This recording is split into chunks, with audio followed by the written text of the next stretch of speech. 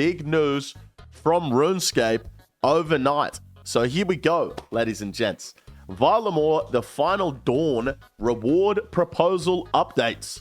We've refined our reward pitches for Varlamore, the Final Dawn. We're back with another update to our Varlamore, the Final Dawn reward offerings. Thank you for your patience while we cooked up on some new concepts. All these proposal updates can be a bit complicated, so we made it simple for you all to find the latest information. We put together a whole new blog. We've also included the previous information we shared, which you can find in the drop-down section scattered throughout. Let's get started with something completely new. The Earthbound Tecpatl. Honestly, if there's one thing they need to do, it's stop making fucking names so goddamn complicated to say. That's the one thing they need to do. Because that's insane. Okay, we're so excited to develop our quest boss and slayer dungeon rewards that one extra thing slipped through the net, the final Nagwa weapon. Just like the Shining Kingdom and the Rising Darkness, the Final Dawn brings with it a new type of Nagwa. We don't want to give too much away, but we can divulge the new weapon you'll obtain from them. It's the Earthbound Tecpatl. As you can see, 72 stab bonus. So this is the stab equivalent of the Glacial Tumulty and the Sulfur Blades. Just for the stab version. The Glacial Tumulty are the crush version. Sulfur Blades are the slash version. So this completes the set. And just like the other Nagwas, I'm assuming they're going to have...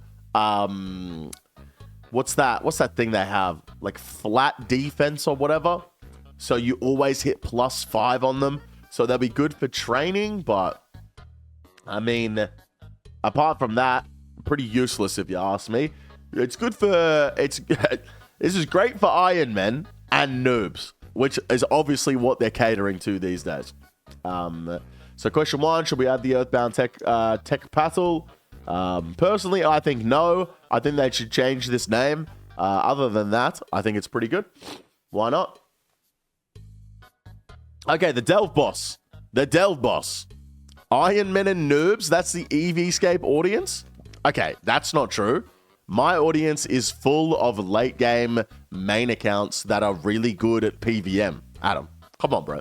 Come on. Our Delve mechanics still embrace the idea of an enraged system with some key differences. When Osto Ayak is defeated, it will descend further into its burrow. Chasing after it into the deeper levels increases the chance to receive unique drops, with some unique drops only appearing at more dangerous levels. You must make your progress in a single run, as returning to the surface will reset the Delve back to level 1. It's worth noting that while the chance to snag unique wards increases as you progress, the quantities of basic level loot do not. This means that you have more chance to get the desirable loot without being overloaded with general resources as you delve deeper. General resources? There'll be 8 delve levels, so shit, should have been infinite, each increasing in difficulty and loot potential. You can keep repeating the hardest difficulty for as long as you can survive, but if you die, well, you lose everything. Don't say we didn't warn you. It's annoying that they've taken the infinite delve and stopped it at 8 and just made you repeat level 8. Why not make a level 9 without increased loot? Just make it more difficult without increased loot so the people that want to keep going can keep going. You know what I mean? I think it's so silly. I think it's so silly. The Doom of Mokahoitl is an endgame boss. We believe this encounter will be particularly fun for players at combat level, or at or above combat level 120 who have or are close to getting their Infernal Cape. However, this isn't the Inferno, and the rewards are designed to reflect that. Deeper levels increase the difficulty of the fight in several ways. Increased boss attack rate, smaller reaction time for special attacks, lingering area state from previous levels, additional mechanics, environment changes after level 5 resulting in extra damage effects which can be avoided, additional fight mechanics and special attacks. The Eldritch Veil, tradable or untradable? Cape or no cape? There was a lot of back and forth on this one, so we ended up going back to the drawing board. The Eldritch Necklace.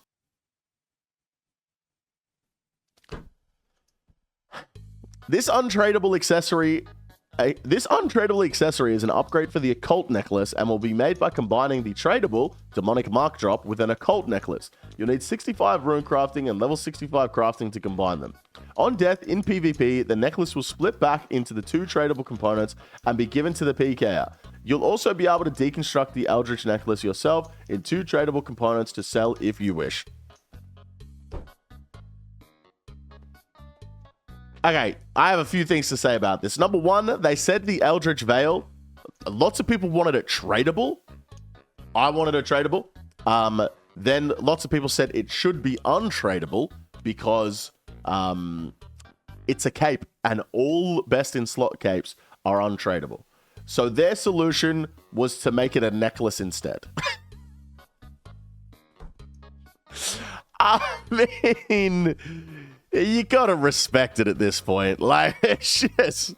So it's now exactly what the Eldritch Veil originally was. It's exactly what it originally was, except it's a necklace.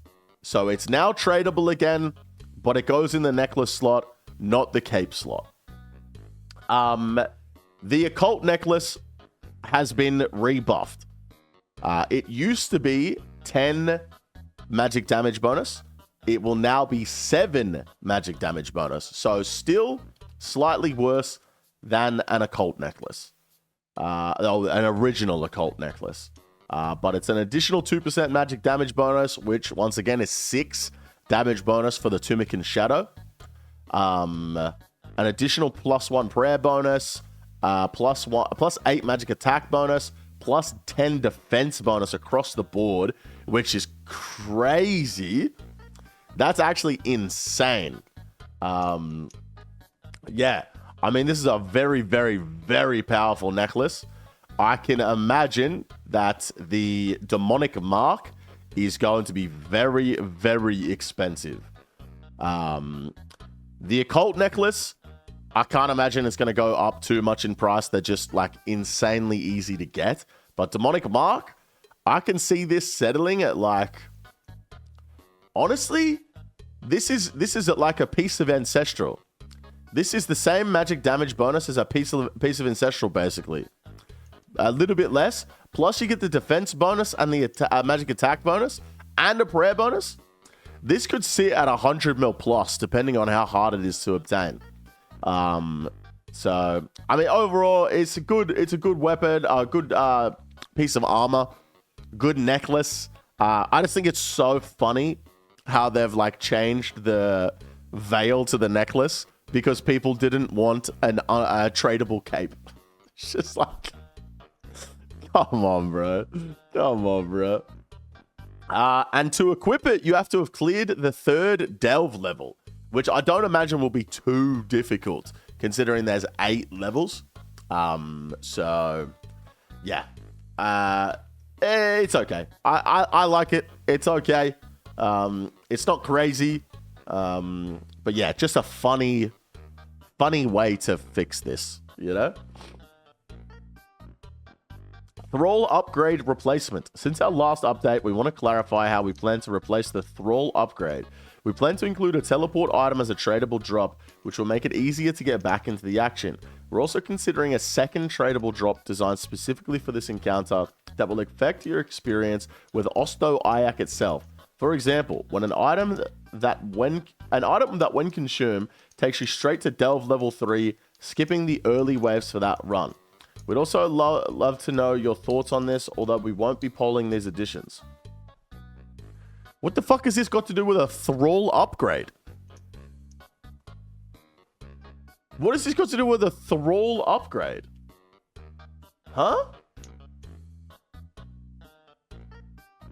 That's very strange. But a tradable drop that takes you straight to wave 3. Crazy. Avernic threads. The Avernic Catalyst is a consumable item that can be used together with the Primordial Pegasian and Eternal Boots. You need all 3 to create Avernic threads. This conversion is irreversible and would include recolors to make sure your new shoe fit your fashionscape. Both the Avernic Catalyst and the Avernic threads will be tradable. Cool boots. I like them. We've been through this before. There's some high requirements to create them. So, I like it. I like it. I understand having to obtain multiple different items to combine one seems like a lot, and we hear concerns about the complex upgrade trees and linearity in progression. This point is generally valid, but it's more important we don't devalue items like Ranger Boots and the Infinity Boots by skipping those lines completely. We also feel that upgrades are an important part of old school, since we always want older content to feel relevant. With that in mind, we're leaving the treads upgrade path alone. Are they treads? They're treads, not threads. Hey, my fault, guys, my fault. This is a very valid point. Obtaining multiple different items to combine one seems like a lot. In order to obtain the Avernic threads, you now need to get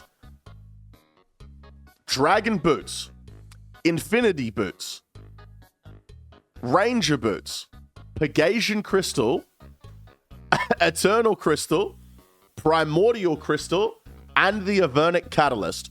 In order to make one pair of boots, you need to get 7 items. Or don't be an Iron Man. That's your other option. I'm sorry, it's the easiest way. Just buy them on the GE, bro. Come on. Come on, I don't have that problem. I just got to get one item. It's fine. The Diabolical Aegis. Here we go.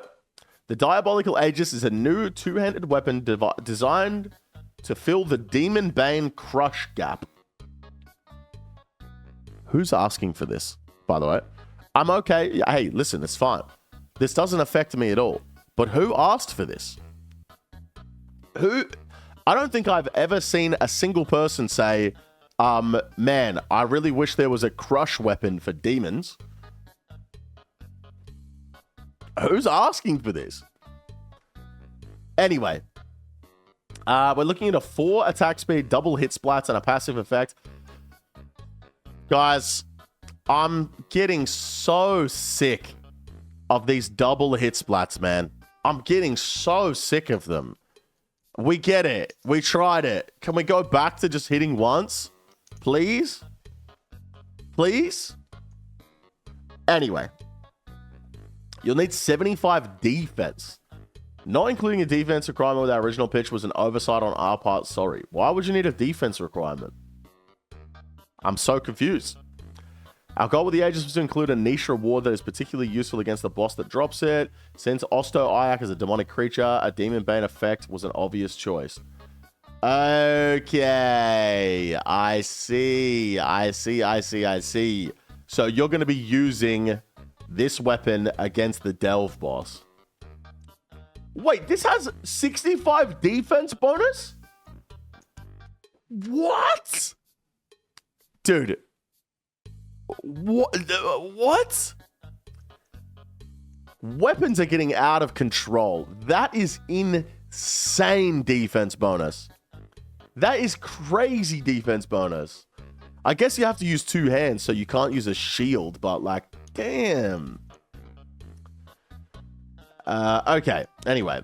We are aware that we've had a few Demon Bane weapons enter the game lately, and some that feel that they don't have a lot of use cases right now. This isn't the first time this has happened. Some of you remember a similar feedback levied at the Venerable. In time, we think that Demon Bane, Demon Ward, and Diabolical Aegis will find their place too. We are, however, bringing the attack requirement down to 70.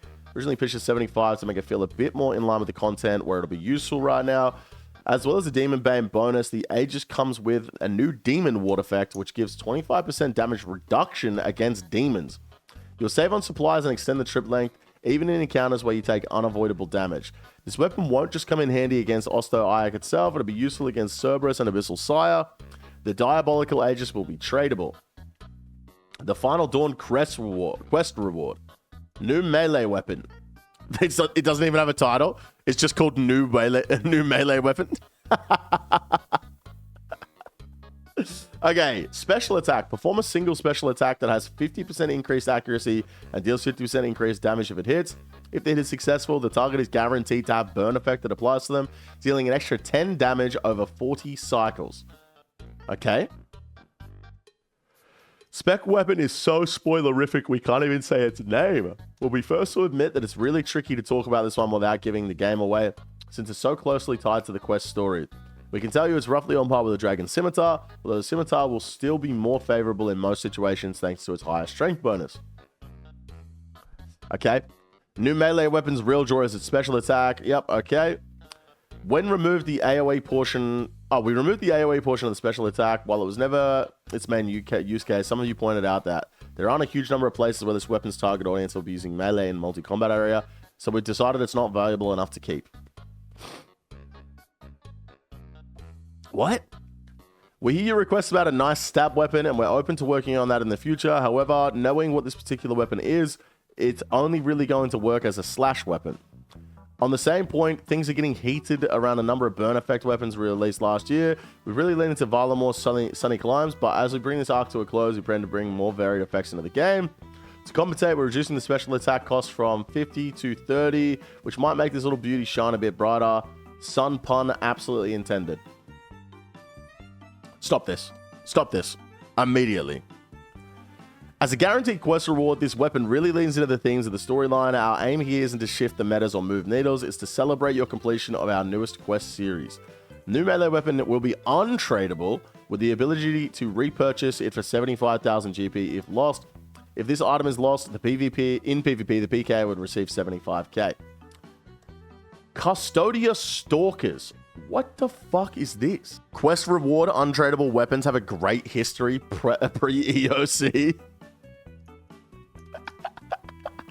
We don't talk about times like that.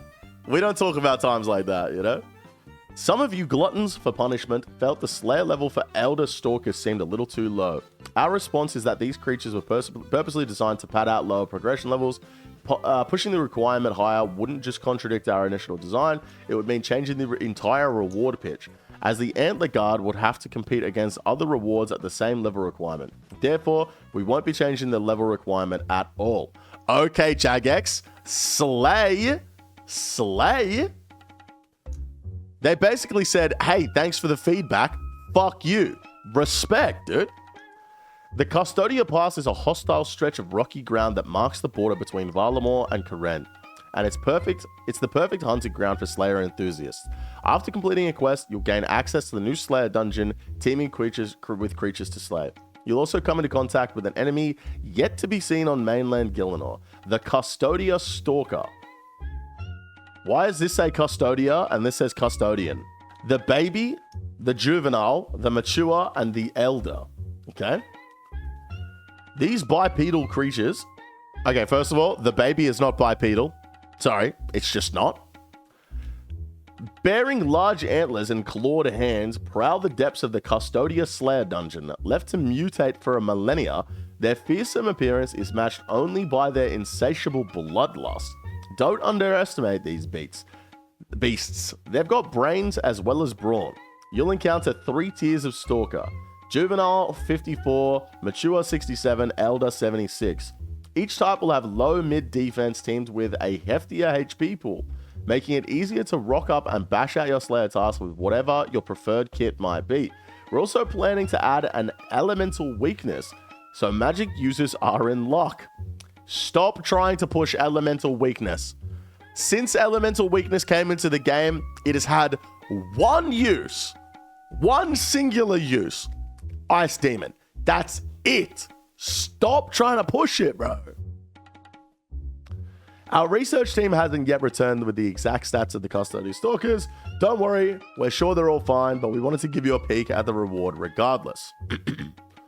Zora? They nerfed that. They nerfed that. The Antler Guard. Okay, it has 15 attack in stab / crush, magic, and range. 5 melee strength, but minus 15 in defense. It has 5 prayer as well. And 2 range strength? Custodia Stalkers have the chance to drop the Antler Guard, a unique offhand weapon. Oh, it's a defender. Dude, I thought this was like a helmet or something. We intend for the Antler Guard to keep you going until you get the Dragon Defender.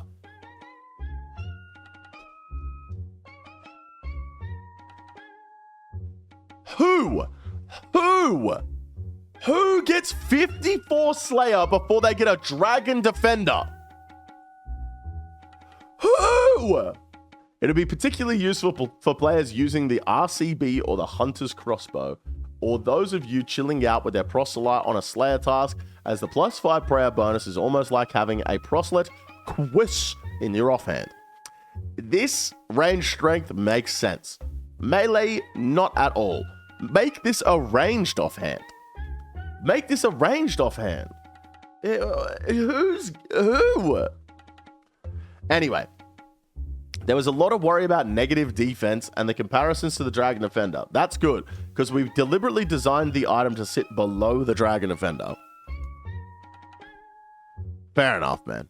Fair enough. It's 0 defense requirement, turbo DDSing on Pewers. Okay, that's great. Why have they advertised it like it's supposed to be something to get before Dragon Defender? Why not just say this is good for... Oh, because it will fail a poll. Oh my god. They've specifically not mentioned PKers because they know it will fail a poll. Don't let this fool you guys. Vote no to PvP updates. I'm joking. This is a PvP update though. This is crazy. And this is probably going to pass a poll. Holy shit. This is the biggest controversy ever, bro. I can't wait to make a video about this after it passes. Wow. That's crazy. Here are the changes. Increasing the prayer bonus from 4 to 5. Reducing the negative defense values. No, this is a trade-off. Is what enables the Antler Guard to be a prayer-focused offhand. The intent is that you'll use your protection prayers. Okay, so minus 15 defense is crazy. This is a very handy weapon for players that want to train their ranged via chinning on other players, because other players can make their range defense go to minus 65, which is a guaranteed hit. And we can probably do that with the rest of the styles now. So if you can get minus 65 defense in slash, stab, or crush, it will end up being better to train on another player in your player-owned house for melee than it would be to train on a monster. So keep that in mind. If it's possible to get minus 65 defense in stab, slash, or crush, it will be better to attack another player in a combat scenario than it will be to train on a rock crab. So Antler Guard will be tradable as well. There you go. That's a wrap for now. This is crazy. Don't forget, this is a PvP update. That's all I'm going to say. This is for viewers. It's good. I want it in the game, but it's crazy that they are now having to resort to just straight up lying. They know this is not intended to keep you going until you get the Dragon Defender. They know this is not true. They're lying to you so that they can get it to pass a PvP poll. That's where we're at in RuneScape. Crazy.